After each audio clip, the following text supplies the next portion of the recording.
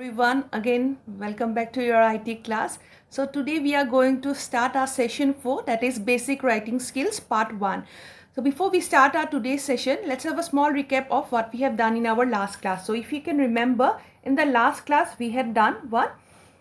The factors which affect in having an effective communication. So if you remember, the first factor was the language factor, where language becomes a barrier in having an effective communication. Means people, those who do, the sender and the receiver, if they don't share common language, then language can become a barrier. There are environmental factors. Okay, environmental factors like the environment is too hot or too cold. External factors like noisy environment, or you can say there are mosquitoes. So all these factors will become a barrier in having an effective communication. Then we had past experience. People having bad past experiences can again become a hindrance in having an effective communication. Say for example, a person say in his past he fell down from a bicycle, so he will never accept to the positive points or the advantages of riding a bicycle. Okay, he will never agree to those points. So that way the past experiences becomes an as a barrier in having an effective communication. Then cultural influence, different cultural beliefs between different cultures, like in Western culture and Eastern culture. Okay, so that way the cultural these beliefs becomes a barrier as an effective communication. Prejudice means having prejudgment. Okay, means having wrong notions, or you can say a fixed mindset against certain beliefs. Like say for example, all teachers are strict. Okay, now some students will think that all teachers are strict, so that way they will have a less communication between the teacher, yes, among the teacher, I mean with the student, with the teachers. So that way also it becomes a barrier in having an effective communication. So those students will never go out and talk with the teachers, will have an effective communication. Okay, it will become a barrier for them.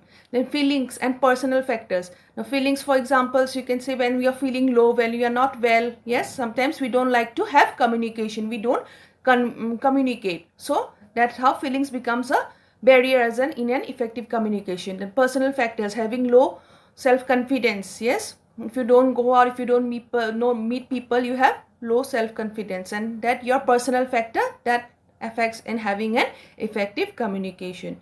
Okay, so these were the different factors which acts as a barrier in having an effective communication. But there are certain measures also. Okay, some certain steps which you can take to overcome these barriers. The first one was to prepare appropriately with the correct language. Okay, you should know what language you should have to use while addressing the audience. Then message has to be delivered in a distraction free environment. You have to set up the environment in such a way that it does not affect having the communication.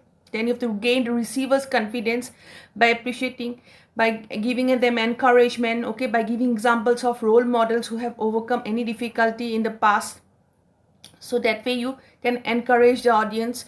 Then you have to frame the message, ensuring that no part of your message offends anyone in the audience as per the cultural beliefs. Then engage in dialogue with individuals. So you have to engage with yourself with the audience. Okay, and you have to ask them in a friendly way, and to create an atmosphere for open atmosphere for having a communication. Okay, you cannot dictate them, you have to engage the audience in order to have a friendly conversation and open atmosphere for communication. Then you have to patiently give time to the receiver, that is to the audience, to calm down, and then you have to ensure the conversation.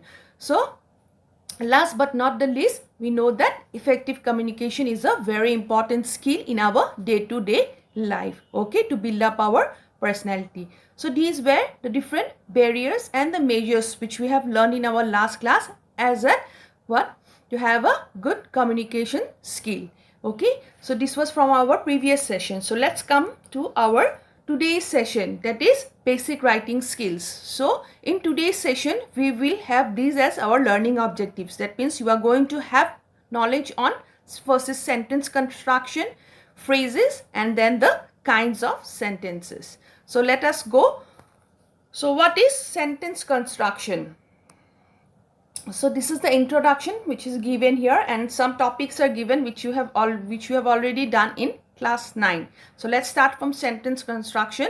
So what is sentence? Okay, now if you see, a sentence is a group of words, okay, is a group of words that are complete in itself, okay, are meaningful, and together they make sense and convey a specific meaning, a fact or message and information. For example, you can see Sheena works in an office. Okay, so here an example is given of a particular sentence that Sheena works in an office. Now a sentence always has a subject and a verb. Example, in the above example sentence, you can see here Sheena is the subject and the work is the verb over here. Okay, and in the office is not a sentence because it is meaningless. Yes, in the office, it does not give us any information. Okay, and it has no meaning. So it is not complete as it is not conveying enough information. Okay, now with in the office, we will still need to know who is the subject and what is the verb, right? So if we write Sheena works in an office, that makes a complete sentence. So punctuation wise also, a sentence must always begin with a capital letter, remember, and it has to be end with a either one of the punctuation signs, like a full stop, a question mark or an exclamation mark. Now you can see some more examples of sentences are given over here. As you can see, the bird picked the worm. Okay, now it is starting with a capital letter and it is ending with a full stop or with a question mark or with an exclamation. You can see, where did you go? Where did you go? This is again ending with a question mark. Then what a tall sculpture it is. Again it is ending with an exclamation mark. So these are the different examples of a sentence with a verb and a subject. Okay, so this is how you construct a sentence with a verb and a subject. Okay, so let's go to what are phrases. Okay, now let's come to know what are phrases. Okay, now if you remember, we have done this one before also. So let's start again today as we have in this session. So what are phrases? Okay, now you see, first what we have learned, that a sentence is a group of words that form a complete unit. Okay, complete in structure as well as in meaning. But a phrase on the other hand is also a group of words that have some sense and also act as a part of speech, but is not structurally complete and does not convey the full meaning. Okay, structurally a phrase does not have a subject and a verb, but a phrase can be used as a part of a sentence in any one of these forms, like in a noun, verb, adverb or adjective. Now you can see some of the following examples of phrases. So some examples of phrases are given over here, which does not give us a complete information. On the rooftop, under the table, around the corner. Okay, so these are some of the examples of phrases, but these are incomplete. This just not gives us full meaning. Okay, you can see now each of the above given phrases makes some sense but does not convey full meaning and understanding. Yes, so in order to make the complete understanding, these phrases need to be placed in a full sentence along with some other words. Like for example, he is sitting on the rooftop. Now it is making a complete sense that that person is sitting on the rooftop. My dog is lying under the table. Again, it is making now a sense that my dog is lying under the table. The bakery is around the corner. So the bakery is around the corner. So the phrases used with other words is now making a full sentence, a complete sentence with its meaning. Okay, so this is all about your phrases. And just remember, what is the definition of phrase? It is given that a phrase is a group of words that have same sense and also acts as a part of the speech, but is not structurally complete and does not convey the full meaning. Okay, and you can give the examples like on the rooftop, under the table, around the corner. So these are the different types of phrases as an example. Then next we have is kind of sentences. Okay, now this topic, on this topic you had questions. I mean, we had in this 2020 paper, which it came this year. So they had this question which consists of 2 marks. Okay, what are the different kinds of sentences, and each sentences it consists of half mark each. So 4 sentences, so 4 into half is 2. So like this you may get questions, okay, on different topics. So please go through each and every topic thoroughly. Then let's come back So kind of sentences. We have to read that there can be, we have read that there can be simple sentence, compound sentence and complex sentences. Okay. So there are three types of sentence, that is simple, compound and complex sentence. But these are the type of sentence when we look at the sentence structure. Structurally, these are the different types of sentence, that is three. Okay. That means sentence structure wise, okay, the sentences can be simple, compound and or complex sentences, but depending on the purpose of sentence. Okay, purpose means on the use of the sentences. There can be four kinds of sentences. Okay, these are the actually the kinds of sentences which you need to use. That is, first one is the declarative sentence, which is also known as an assertive sentence. Okay, now declarative means a statement, okay, which gives you or which indicates as a statement. Then we have interrogative statement, okay, which is asks a question. Imperative sentence, which gives a command. And lastly, the fourth one is exclamatory sentence, which gives an exclamation, okay, which expresses an emotion or a feeling. Now let us discuss about these one by one. The first one is the declarative or assertive sentence. Now you can see a declarative sentence makes a statement and ends with a period, means with a full stop, which is also known as an assertive sentence. And in this type of sentence, the subject usually comes before the verb. Okay, let's see through some examples.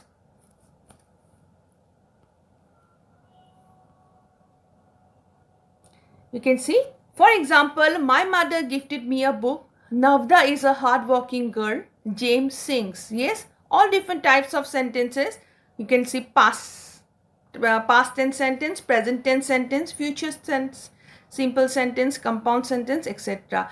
That ends, okay, with a period, with a full stop and makes a statement are called as what? Declarative statement. Okay, so these are different examples of a declarative statements.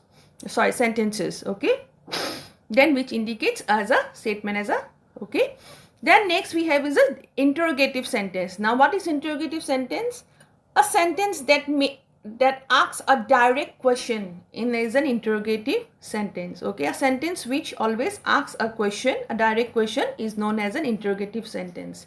Now what can an interrogative sentence have? Let's see. An interrogative sentence either begins with an interrogative word such as what, when, why, where, whom, how, or with a to be verb such as do, does, is, am, are, was, where, okay, will, shall. So all these which will begin with these type of words are will considered as interrogative sentences, and they always ends with a question mark. Okay, for example, what is your school's name? Okay, is he your classmate? Where does your friend live?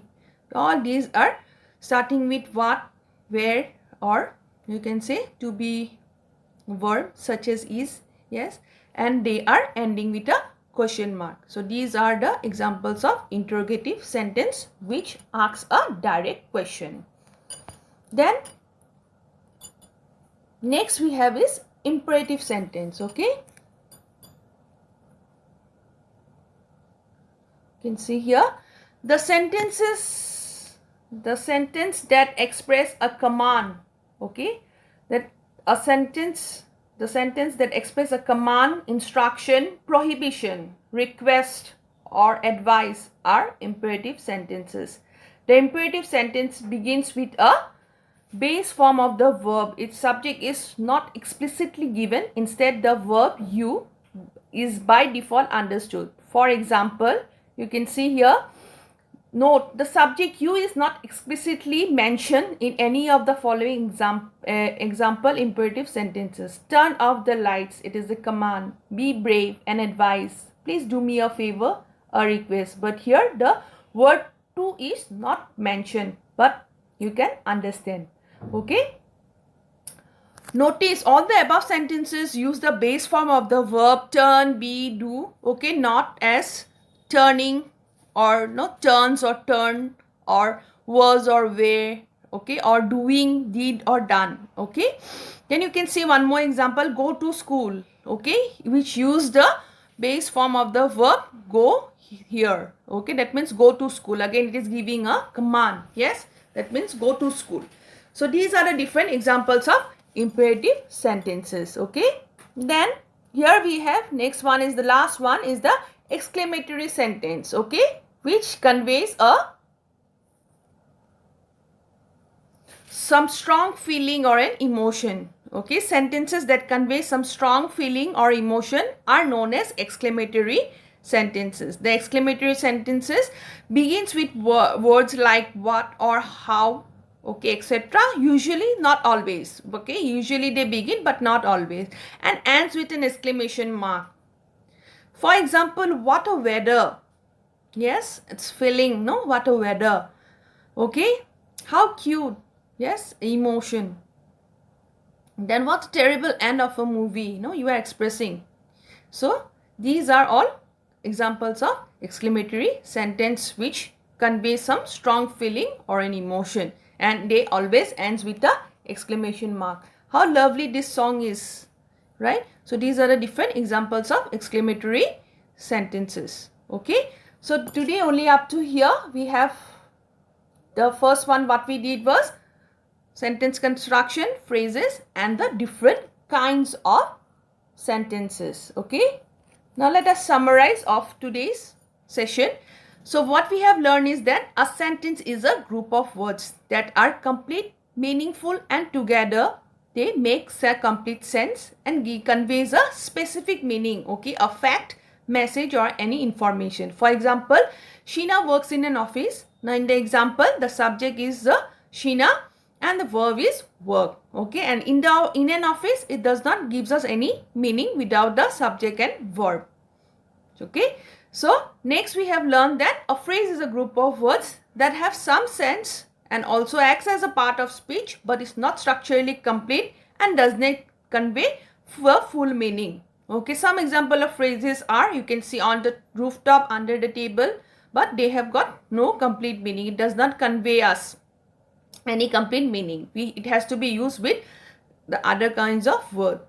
Or like, for example, he is on the rooftop, she is on the rooftop, my cat is under the table, okay, my dog is under the table. So along with some kind of words, these phrases can be used, which gives us a complete meaning. Then we had the different kinds of sentences. So depending upon the purpose of sentences, there can be 4 kinds of sentence. First one was the declarative sentence, okay, which gives us a statement. For example, my mother gifted me a book, which always ends with a period.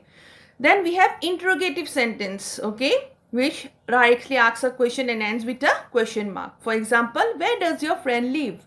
Then third, we had imperative sentence, okay, which gives a, a command. Okay, now for example, turn off the lights, or which asks us to do a favor. Please do me a favor, okay, or please go there, do you go to the school. All these are examples of imperative sentences. Then the last one was the exclamatory sentence, which conveys a emotion, okay, or a feeling. Now for example, and it always ends with the exclamation mark. For example, what a weather, okay, or what a terrible end of the movie. All right, so all these are expressing a feeling or an emotion, and it always ends with the exclamation mark. So these were the different 3 topics which you have completed in our session for today. Please go to the video once again, okay, go through the contents and in the SIPO app also, and then after this video I'll be giving you the assignment, okay, of how to identify. You have to identify some sentences. I will be giving you have to identify the type of sentence, what type of sentences are there. Do it, okay, and submit me. And at the same time, keep learning. Okay, thank you. Have a nice day.